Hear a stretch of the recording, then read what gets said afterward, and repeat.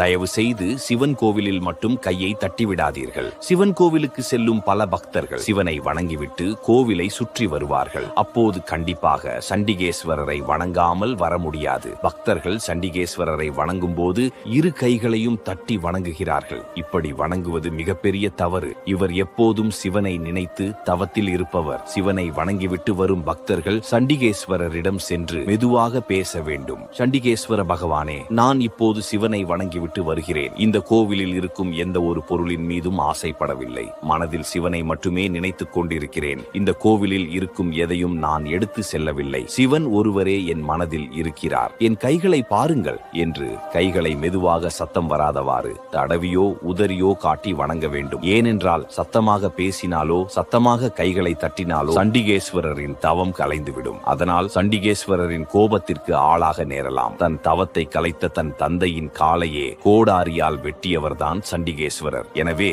இனி சிவன் கோவிலில் சண்டிகேஸ்வரரை வணங்கும் போது இவ்வாறு வணங்குங்கள்.